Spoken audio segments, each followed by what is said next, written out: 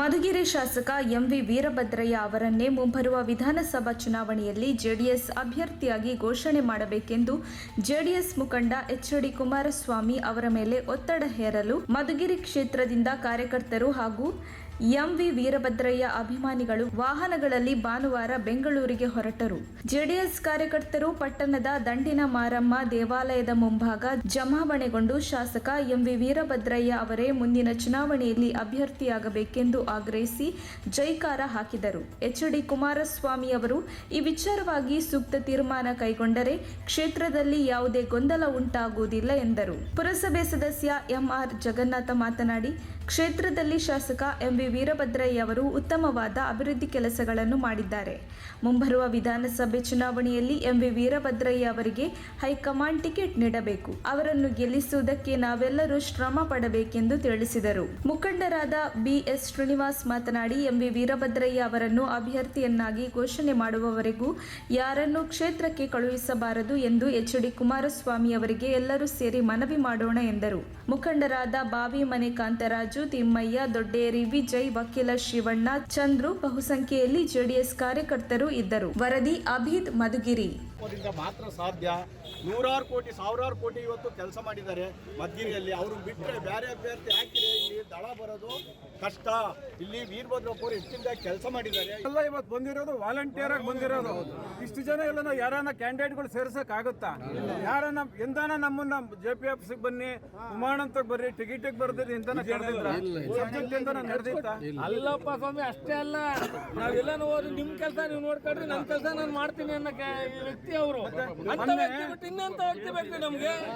ನಿಮ್ ಕೆಲಸ ನೀವು ಮಾಡ್ಕೊಡ್ರಪ್ಪ, ನನ್ ಕೆಲಸ ನಾನ್ ಮಾಡ್ತೀನಿ ಅಂತಾರೆ. ಬೇಜಾರ್ ಮಾಡ್ಕೊಳಕ್ ಒಂದು ಕಾರಣ ಆಗಿದೆ, ಮುಜುಗರ ಮಾಡಿದ್ದಾರೆ. ನಮ್ಮಲ್ಲಿ ಹೋಬಳಿಗೆ ಒಬ್ರು ಏನು ಅಧ್ಯಕ್ಷರು ಅವ್ರಿಗೆ ಹೇಳಿದ್ರು ತಪ್ಪಿಲ್ಲ. ಈಗ ಬೇರೆಯವ್ರ ಬಗ್ಗೆ ನಮ್ಗೆ ಬೇಡ, ನಾವು ಮುಂದೆ ಗೆಲ್ಲಬೇಕು. ಎಲ್ಲರ ಅವಕಾಶ ಎಲ್ಲರೂ ಬೇಕು ನಮ್ಗೆ.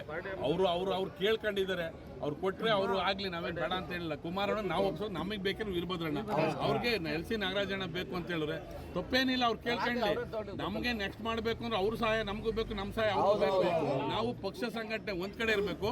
ಒಳ್ಳೆ ವ್ಯಕ್ತಿತ್ವ ಇರೋಂಥ ವೀರಭದ್ರಣ್ಣವ್ರನ್ನೇ ಟಿಕೆಟ್ ಕಂಟಿನ್ಯೂ ಮಾಡ್ಬೇಕು, ಅವ್ರನ್ನೇ ಕೊಡ್ಬೇಕು ಅಂತ ಒತ್ತಾಯ ಮಾಡ್ಬೇಕು ಅಷ್ಟೇ. ಈಗ ಅವರು ಯಾರನ್ನ ಕೇಳಲಿ ಬಿಡ್ರಿ, ಅವ್ರು ನಮ್ಮ ಸ್ಕೂಲಲ್ಲಿ ಬೇಸ್ಟರ್ ಅಟೆಂಡೆನ್ಸ್ ಹೆಂಗ್ ಗೊತ್ತು, ನಮ್ ಸಾಹೇಬರಿಗೆ ಆತರ ಜನ ಪ್ರತಿ ಮನೆನೂ ಗೊತ್ತಿದೆ. ಈಗ ಅವ್ರಿಗೆ ನಮ್ಮಲ್ಲಿ ಒಡಕಾಗದ್ ಬೇಡ, ನಾವು ಆಡ ಮಾತಿಂದ ನಮ್ಮ ಪಕ್ಷದಲ್ಲಿ ಒಡಕಾಗದ್ ಬೇಡ. ಎಲ್ಲರೂ ನಮ್ಮರೇ, ದಯಮಾಡಿ ವೀರಭದ್ರಣ್ಣಗೆ ಕೊಡಿ ಅಂತ ಅವ್ರು ಕೇಳಿದ್ದಾರೆ. ಅವ್ರು ಕೇಳಕ್ ಇನ್ನೊಬ್ರು ಕೊಡ್ಬೇಡ್ರಿ ಅಂತ ಅವ್ರೇನ್ ಹೇಳಿಲ್ವಲ್ಲ, ನಮಗೆ ಕೊಡಿ ಅಂತ. ನಾವು ಕೊಡ್ರಿ ಅಂತ ನಾವು ಕೇಳೋದು ಅಷ್ಟೇ. ನಾವು ಇಷ್ಟೊಂದು ಜನ ಇದ್ದೀವಿ, ನಮ್ಗೆ ಕೊಡಿ. ಅಲ್ಲಿ MLA ಇದ್ದಾರೆ, ಅಷ್ಟು ನಮ್ಮ ಕಷ್ಟ. ಯಾವತ್ತನ ಬಂದ್ರೆ ಅಧಿಕಾರಿಗಳು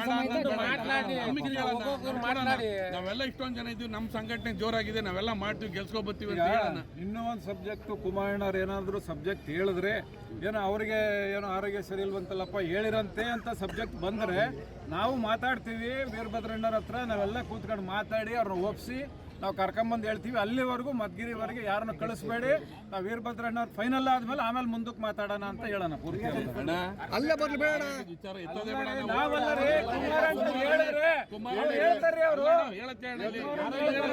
ಒಂದ್ ನಿಮಿಷ, ಕುಮಾರಣ್ಣ ಹೇಳಿದ್ರು ನಾವು ಕೇಳದ್ ಬೇಡ. ಅದನ್ನ ಹೇಳ್ತಿರೋದು. ಹೇಳಿದ್ರು ಜೈಲಾಗಿದ್ದವನ್ನ ಒಬ್ಬನೆಲ್ಲ ಇರೋನ್ನೇ ಕರ್ಕೊಂಡ್ ಬಂದು ನಾಮಿನೇಷನ್ ಆಗಿ ಗೆಲ್ಸ ಅಂತ ಶಕ್ತಿ ಜನಗಳಿಗೆ ಇದೆ.